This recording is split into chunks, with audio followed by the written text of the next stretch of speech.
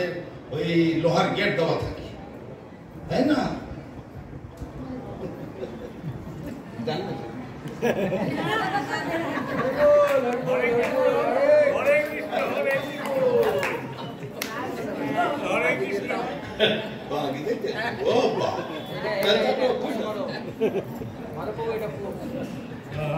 হরে কৃষ্ণ হরে কৃষ্ণ।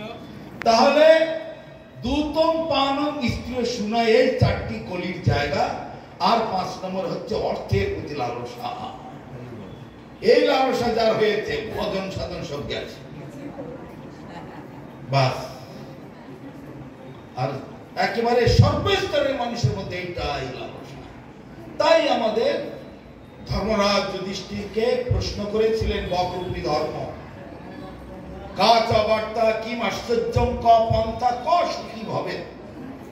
কথা অনেক বড় হয়ে যাবে খুলে বলতে গেলে। তো কে জগতে সুখী হতে পারে? জগতের খবর কি, আশ্চর্যটা কি, পথটা কি, আর সুখী কে হতে পারে? এই একটা কথাই একটু উত্তরটা দিচ্ছি, কে সুখী হতে পারে। সেখানে ধর্মরাজ যুধিষ্ঠির বললেন দিবসশ্রেষ্ঠামের আগে শাকম পচতি নরা অঋণী অপ্রবাসিত সুখী হয়। দৈনন্দিন কাজকর্ম সেরে যা ইনকাম হয় সকলের সমান নয়। কেউ 20 টাকা, কেউ 50 টাকা, কেউ 100 টাকা, কেউ 150 টাকা, কেউ 200 টাকা, কেউ 500, 1000, 2000, 10,000, যা যতটুকু কামাই হয় তাতে তার যতটুকু ইনকাম হবে, যতটুকু সম্ভব হয়। দেখেন গরিব মানুষের বাজারে যায় ছোট্ট একটা ছোলা নিয়ে 500 আলু, 1 টাকা তেল, 1 টাকার নুন, 1 টাকার মশলা এমনি করে বাজারে নিয়ে আসে। আর বড় লোকেরা দাও 10 কিলো দাও, ওইটা 5 কিলো দাও, কিরকম করে করে বুক ফুলিয়ে কিরকম চাই দেখে। তার মানে কোটি টাকার গরম আছে। সেই রকম দৈনন্দিন কাজকর্ম সেরে, এটা মহাভারতে বলছে। যুধিষ্ঠির মহারাজ উত্তর দিচ্ছে দৈনন্দিন কাজকর্ম সেরে যথাসাধ্য যার যতটুকু সামর্থ্য আছে, যে যতটুকু জোগাড় করতে পারে, শাকম পদ্ধতি না শাক অন্ন, নুন ভাত, ডাল ভাত, জল ভাত, দুধ ভাত, ঘি ভাত, যতটুকু জোটে এবং তাতেই সুখী সুখী থাকতে হবে। এবং অঋণী অপ্রবাসিত সুখী হবে। কার কাছে ঋণ করে খাবে না। অপ্রবাসী লোকের ঘরে ভাড়া করে থাকবে না। তাহলে তো মাস আসার আগে মাস কবে শেষ জানিস তো, ভাড়াটা রেডি রেখেছিস তো, সেসব আর বলিস না এই সপ্তাহে হবে না, ওই সপ্তাহ, সেই সপ্তাহ, আমার টাকার দরকার আছে। তার মানে সবসময় চালিয়ে খাবে ভাড়া ঘরে থাকলে। যারা যারা ভাড়াটিয়া আছে আর লোকের কাছে ঋণ করে খেলে, ওই যে টাকাটা দিলি না তো, 2 মাস হয়ে গেছে, সুদে আসলে কত হয়েছে জানিস তো।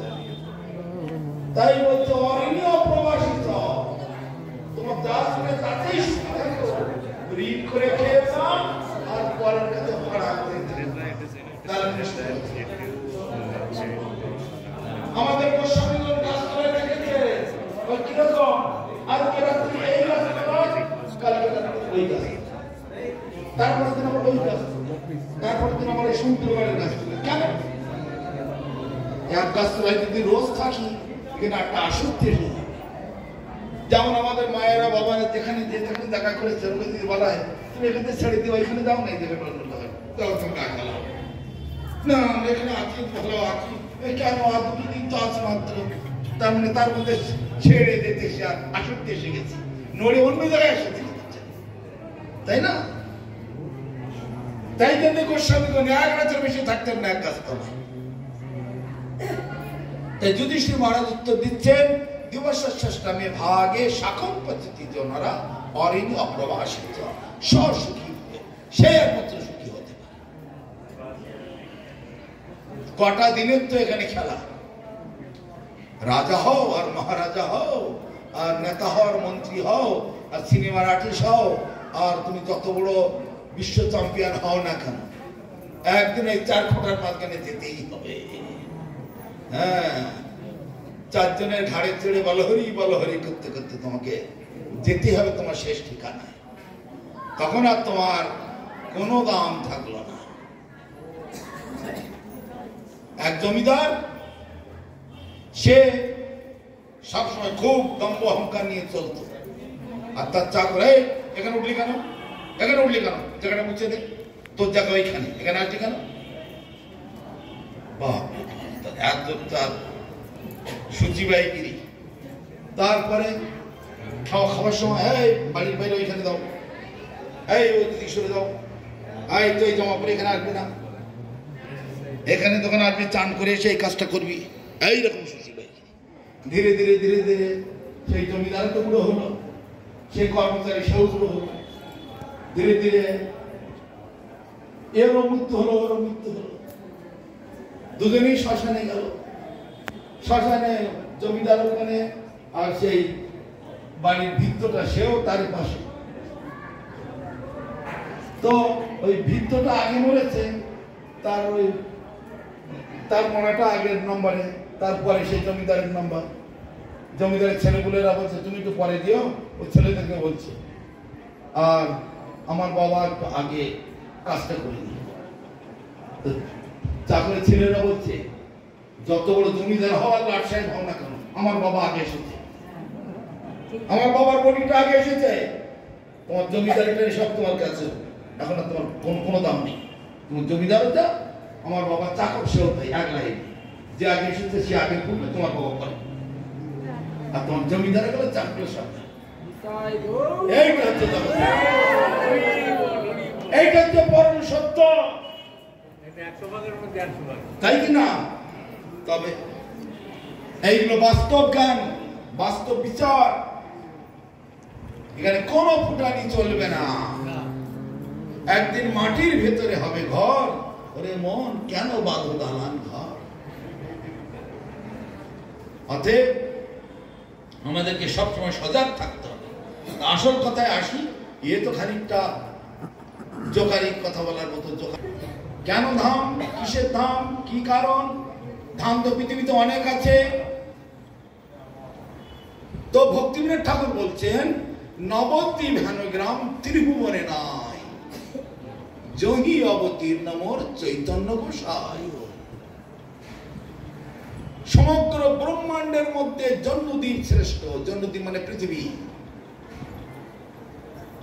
আবার পৃথিবীর মধ্যে এশিয়া মহাদেশ শ্রেষ্ঠ। এশিয়া মহাদেশের মধ্যে ভারতবর্ষ শ্রেষ্ঠ। ভারতবর্ষের মধ্যে এই বঙ্গদেশ শ্রেষ্ঠ। বঙ্গদেশের মধ্যে নদিয়ানগর শ্রেষ্ঠ। নদিয়ার মধ্যে মায়াপুর শ্রেষ্ঠ। সে মায়াপুরের মধ্যে আমাদের গৌরচন্দ্র শচীগর্ভ সিন্ধুমাঝে তিনি আবির্ভূত হয়েছেন। গৌর রূপচন্দ্র এর স্নিগ্ধ কৃপা যেখানে বর্ষিত হচ্ছে, সেই গৌরচন্দ্র তিনি শ্রেষ্ঠ। সেই মায়াপুর নবদ্বীপ আমাদের এই ধাম, মহাপ্রভুর লীলাক্ষেত্র, এটাই সব থেকে শ্রেষ্ঠ। এর থেকে শ্রেষ্ঠ বস্তু আর ত্রিভুবনে না। আমরা আস্থা, সংস্কার টিভি টেলিভিশনের চ্যানেলে অনেক বড় বড় সব প্রোগ্রাম দেখে থাকি। অনেক বড় বড় পাঠক, এই খাড়ে একখানা চাদর, এ বড় হিপি চুল, বড় বড় মুস্তাক, এ বড় লাল টিকা, তাই না? কপালে একেবারে চন্দন বুঝাই, বিরাট বিরাট পাঠক সব এই চলছে। হ্যাঁ, ভালো বড় পাঠক, ভাগবত পাঠ করছে, রামায়ণ পাঠ করছেন, অনেক সব কথা বলছেন। কিন্তু আমাদের নয়নানন্দ বাবাজি কি বলেছেন? চারি বেদ, বেদ মানে জ্ঞানের সমুদ্র, তাকে চার ভাগে ভাগ করা হয়েছে। চারি বেদ সরদর্শন করি অধ্যয়ন, সে যদি গৌরব নাই ভজে, বৃথা তার অধ্যয়ন, লোচন বিহীন জন দর্পণে অন্ধে কিবা কাজে। তো অন্ধ লোকের কাছে আয়না কি কাজে লাগে? অন্ধের কাছে আয়না দিলে মুখ দেখতে পায়? চোখই তো নেই। তো এই সব চারি বেদ সরদর্শন পড়ে বড় বড় পণ্ডিত, বড় বড় টোলের একেবারে হেড লিডার, বিদেশ থেকে বড় বড় ডিগ্রি দিয়ে এসেছে। ওই আমাদের মুরারি প্রভু বলে গেলেন, ময়ূর পুচ্ছের মতো চোখ সব। ভাগবত বলা আছে, এই জগতের জ্ঞানীগুণী লোকরা ময়ূর পুচ্ছ, ময়ূরের পাখায় বড় বড় চোখ থাকে, সেই চোখে ময়ূর দেখতে পায়? বেকার ওইসব চোখ। এই জগতের লোকেদের লেখাপড়া সব বেকার, যদি আসল জিনিস না দেখতে পেল। তাই বলছে চারি বেদ সরদর্শন করি অধ্যয়ন, সে যদি গৌরাঙ্গ নাই ভজে বৃথা তার অধ্যয়ন। লোচন মানে চোখ, লোচন বিঞ্জন দর্পণে অন্ধেকি বা কাজে। চোখ যার নেই, আয়না তার কি কাজে লাগবে?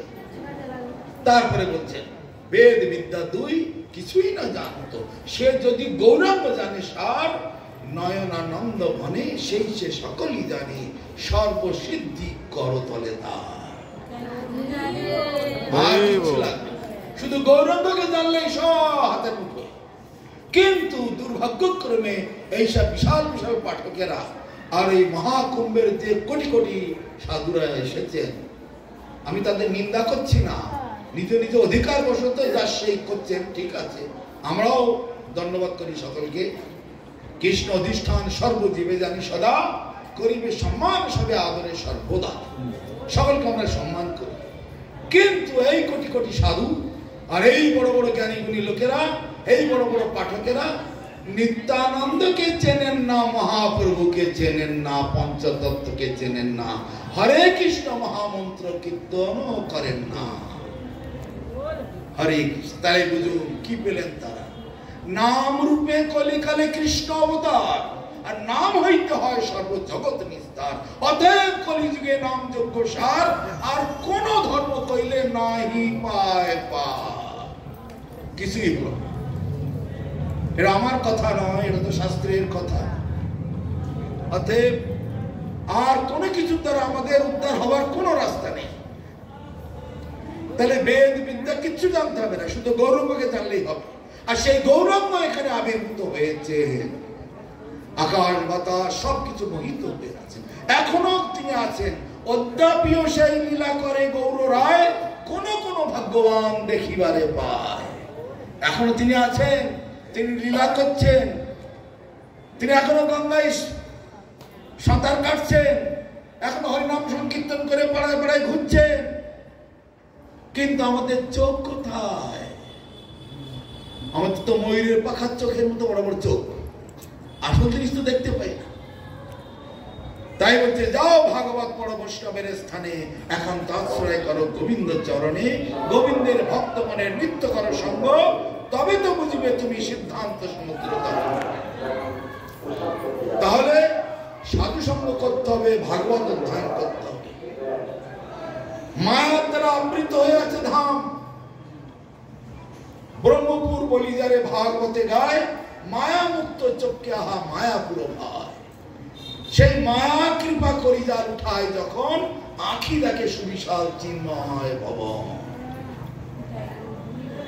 কৃষ্ণ যেমন অর্জুনকে বিশ্বরূপ দেখাচ্ছিল, অর্জুন চারদিকে কোথায় কোথায় কোথায় কোথায়, তাহলে কৃষ্ণ হাঁটছেন, হলেই বা তুমি আমার বন্ধু, তাই বলে তুমি সব বুঝে নেবে নাকি? হ্যাঁ, আরে আমার হাতের মধ্যে সব চাবি, আমি তোমাকে মায়ার পথটা খুলে দেব, তারপরে তুমি দেখতে পাবে, তার আগে তোমার দেখার ক্ষমতা নেই। দিব্যং দদামি তে চক্ষু পশ্যমে জগমৈশ্বর, আমি তোমাকে দিব্য চক্ষু দান করছি, এইবার তুমি আমাকে দর্শন করো। তারপরে অর্জুন দেখতে লাগলেন, পা দুটো মাটিতে, মাথা আকাশে, চন্দ্র সূর্য তার দুটো চোখ, হাজার হাজার হাত, হাজার হাজার বাহু, হাজার হাজার মাথা, ইহকাল পরকাল মহাকাল অতীত বর্তমান ভবিষ্যৎ, কুরুক্ষেত্রের যুদ্ধের আগে, যুদ্ধের পরে, যুদ্ধের মাঝে, সব কিছু তুমি দেখতে পাচ্ছ। এইরকম হচ্ছে বিশ্বরূপ, সব তিনি দেখেছেন। তাহলে ঈশ্বরের কৃপা ছাড়া ঈশ্বরকে দেখা যায় না। তা আমরা সবাই এসেছি, আপনারা সবাই এসেছেন এই ধামেতে ভগবানের কৃপা লাভ করবার জন্য। অনেক কথা হবে, ডেইলি আপনারা ভাগবত পাঠ শুনবেন, এবং এই সুযোগটা আপনারা হাতছাড়া করবেন না। বেশিরভাগ ভক্তদের দেখি বাড়িতে খেটে খেটে একবার হয়রান হয়ে যাচ্ছে, মঠে যাই গিয়ে গিয়ে ঘুম, এবেলায় ওবেলায় সবেলায় ঘুম, আর হচ্ছে তবু ঘুম, বসে আছে তো বসে আছে, শুয়ে আছে তো শুয়েই আছে, উঠছে যেন জিরুতে এসেছে। মেয়েরা খেটে খেটে শ্বশুর বাড়িতে হয়রান হয়ে যায়, শ্বশুর বাড়িতে জিরোতে, শ্বশুর বাড়ি সেই জিরোতে এসেছে। আরে কিছু পেতে এসেছো, পেয়ে যাও। এই বিচারটা রাখো, এই কথা না শুনলে আত্মা জাগরিত হয় না। আমাদের এই শরীরটা কিরকম ভাবে তৈরি, শতসন্ধি জড় জড়, তবই কলে বড়, পতন হইবে একদিন, ভস্যক্রেমে বিষ্ট হবে, সকলের ঘৃণ্য তবে, ইহাতে মমতা অর্বাচী। এই রোগের মহৌষধি কৃষ্ণ নাম নিরবধি, নিরবধি কৃষ্ণ রসায়ন। এই হচ্ছে কৃষ্ণ নাম নিরন্তর করতে হবে, তবেই আমাদের এই মায়া চলে যাবে। ভগবান আমাদের কৃপা করবে, নিত্যানন্দ প্রভু, মহাপ্রভু, বৈষ্ণবগণ সবাই আমাদের কৃপা করবে। তো যে সময় সংক্ষিপ্ত, আর বেশি বাড়াচ্ছি না। তো সবাই মনে রাখবেন, আর এই পাঠ সবাই শুনবেন ডেলি, এবেলা ওবেলা দুবেলা তিনবেলা যতটুকু পাঠ হবে কথাগুলো শুনবেন। বসে বসে হ্যালো হ্যালো করবেন না, ফোন নাম্বার ফোন বন্ধ রাখবেন। এখানে বসে আছে, এখানে বসে যদি হ্যালো হ্যালো করেন, ওই বাড়ির ছেলেটা মেয়েটা, ওই ও বাচ্চার ওই স্কুলে গেছে, ওর পরীক্ষা, ও রান্না করে দিচ্ছিস তো, আলু সিদ্ধ করে দিচ্ছিস তো, জামা কাপড় খেয়েছিস তো, ওই করতে লাগলে ধামবাট হলো না, সেই ঘরেই টাকা হলো। আমার দেহটা এখানে, মন থাকছে আমার ওখানে, তাহলে এটার দ্বারা তীর্থ হলো না, ধামবাস হলো না, ধাম ভ্রমণ হলো না। সেই জন্য সবসময় মনে রাখবেন, ওই মোবাইলটা সুইচ বন্ধ করে রাখুন এই 7 দিনের জন্য, করে এই দিকে মনোযোগ দিন, তাহলে আপনাদের ফল হবে। তারপর বাড়ি গিয়ে আবার মোবাইল করবেন, এই হচ্ছে নিয়ম। তাহলে সবকিছু হয়। পরীক্ষিত মহারাজ যেমন 7 দিন তার খাওয়া, তার তৃষ্ণা, তার ঘুম কিছু ছিল না, এমন ভাবে কথা শুনেছিলেন। সেইভাবে আপনারা শুনবেন, আপনাদের মঙ্গল হবে, আপনাদের কল্যাণ হবে, আপনাদের জীবন ধন্য হবে। বহু ভাগ্যের ফলে ধামে আসতে পারে। আপনারা সে এনেছেন, এসেছেন, পৃথিবীর মধ্যে শ্রেষ্ঠ ধাম হচ্ছে এটি। অতএব আপনাদের কল্যাণ হোক, মঙ্গল হোক। বাঞ্ছা কল্পতরু ভস্য কৃপা সিন্ধু ভৈবচ পতিতানাং পাবনেভ্যো বৈষ্ণবেভ্যো। গোপাল গোবিন্দ রাম শ্রী মধুসূদন, গোপাল গোবিন্দ রাম শ্রী মধুসূদন, হরি গোবিন্দ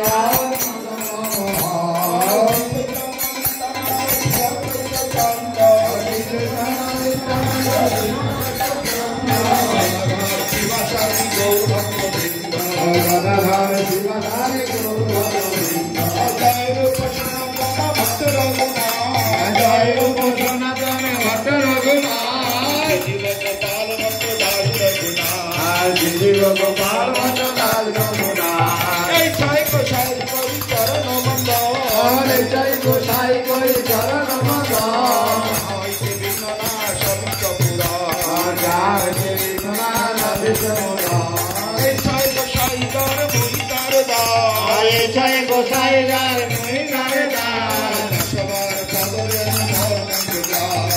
সবার কদরে তাদের চরণ সেবী ভক্ত শুনেবার, তাদের চরণ সেবী ভক্ত শুনেবার, জনমে হোতে অভিলাষ, জনমে হোতে অভিলাষ। এই জয় গোসাই যাবে বোঝে কইলাবার, এই জয় গোসাই যাবে বোঝে কইলাবার।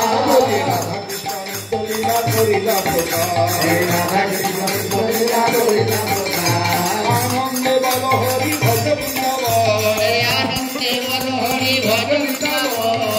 গুরু বৈষ্ণব পদে মজাই আমার, শ্রী গুরু বৈষ্ণব পদে মজাই আমার, শ্রী গুরু বৈষ্ণব পদ পদ্ম করিয়া, শ্রী গুরু বৈষ্ণব পদ পদ্ম করিয়া।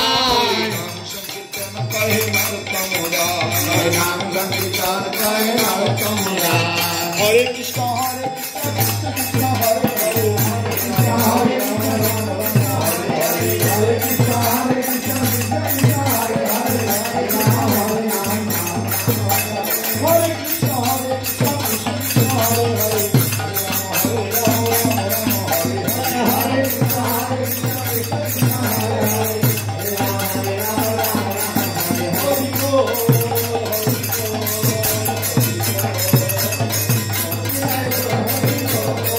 Oh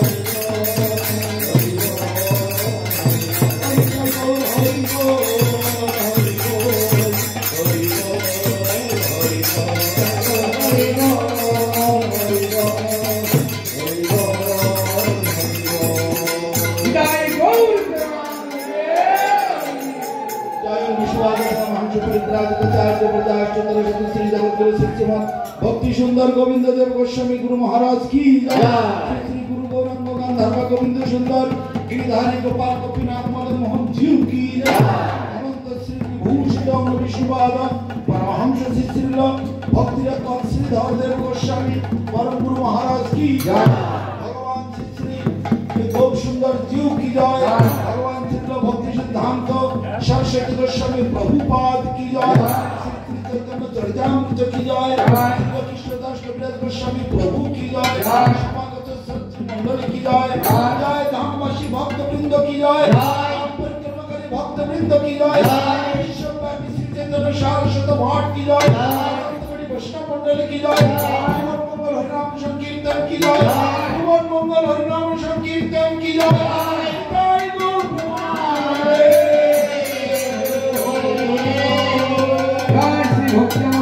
महाराज की जय। गौर प्रेमानंदे जय श्री भक्ति महाराज पतितानंद पावन